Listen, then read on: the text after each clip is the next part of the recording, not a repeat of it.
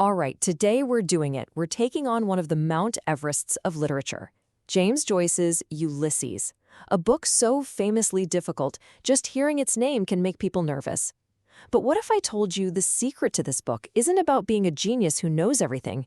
What if it's actually about letting yourself get a little bit lost? Let's dive in and see if we can decode this thing together. So you open the book and boom. This is one of the first things you read.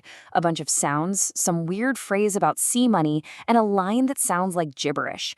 If your brain just did a little backflip and went, wait, what? Then congratulations. You are doing it right. This isn't just some random line. This is the book showing you exactly how it's going to work. Look, this is so important to get. Joyce isn't trying to trick you or make you feel dumb. He's doing something radical. He's throwing out the old rulebook and dropping you directly inside a person's head with all the mess, the chaos, and the beauty that comes with it. So that feeling, that what is happening right now feeling, that's not you failing to read the book. That is you beginning to get it. Okay, so how are we going to tackle this beast? We need a plan. Here's our map. First, we're going to get to know the two guys whose heads we'll be living in, the thinker and the wanderer. Then we'll break down the book's most famous technique, the stream of consciousness. We'll see how all these little pieces build a whole city. And then we'll ask the big question, why on earth do we still read this book? Stick with me, and I promise the chaos is going to start to look a whole lot clearer. So first things first, in a book that can feel like you're lost at sea, you need an anchor. And in Ulysses, we get two of them. Pretty much everything that happens is filtered through the minds of just two men, Stephen Dedalus and Leopold Bloom. If you can get a handle on how these two guys think, you've got the key to the whole novel. And man, are these two on different planets.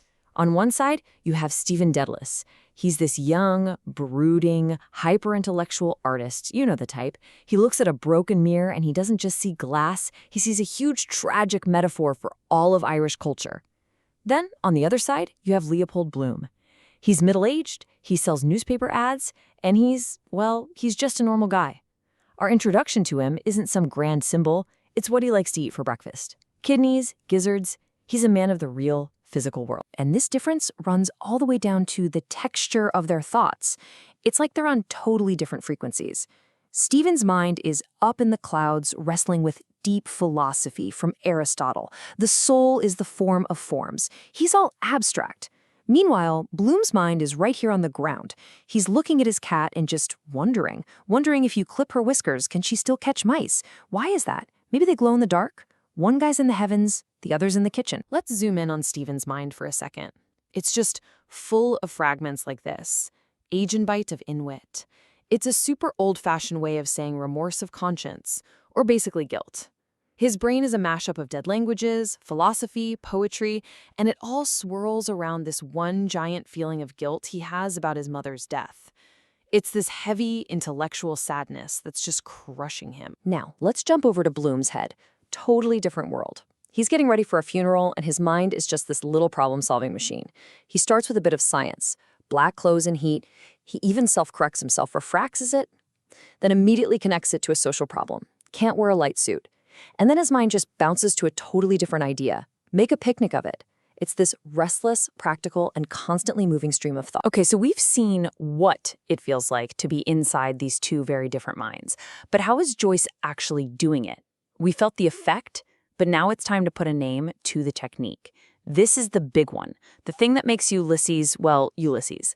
It's called the stream of consciousness. The term is stream of consciousness, and honestly, it's a perfect name. It's a style of writing that tries to show you everything happening in a character's head as it happens. Not just the neat, polished thoughts, but the whole messy flow. The random memories, the half-finished sentences, the weird connections, the sounds, the feelings, all tumbling over each other without a filter. It's like Joyce turned on a tap to the human brain. To really get it, let's just feel it for a second. We're going to simulate what happens in Stephen's head in just a few moments. It starts with this thought, this little command to himself, a paradox. And then, bang, his brain jumps. From that abstract idea, he's suddenly aware of the rhythm of his own feet on the sand, he's counting the steps, and then he's even labeling that feeling with a fancy German philosophical term that means one after the other. See that leap? From sensation to counting to philosophy, all in a split second. And finally, thought just dissolves into pure sound.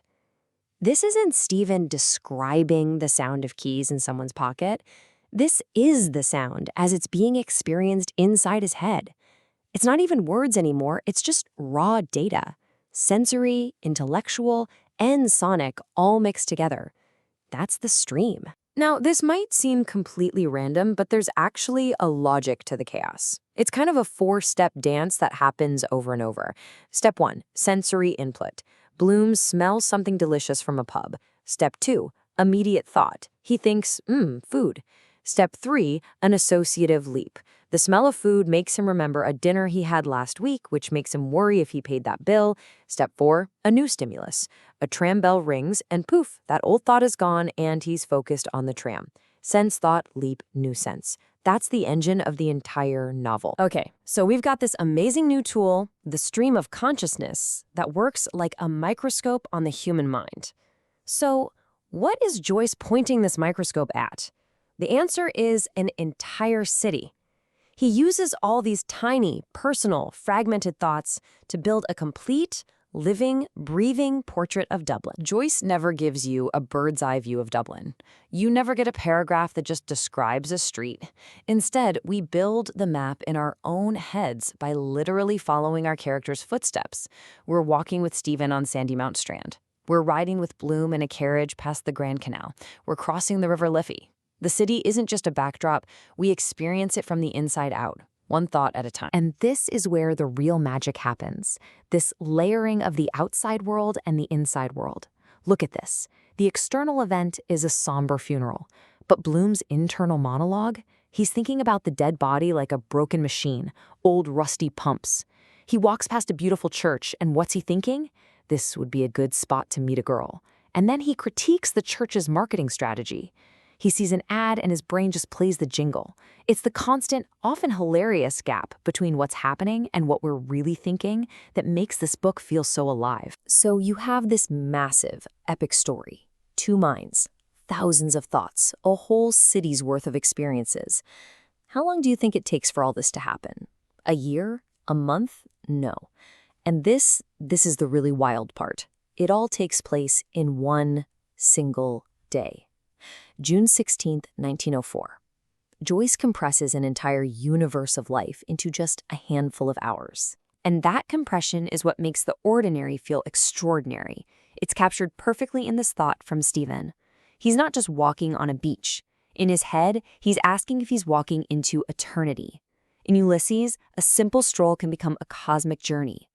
Any single moment contains the potential for everything. So, the big question, why bother? Why wrestle with a book that can be so demanding? And the answer, I think, is that the challenge is the whole point. The difficulty isn't a wall to keep you out, it's the doorway you're meant to walk through.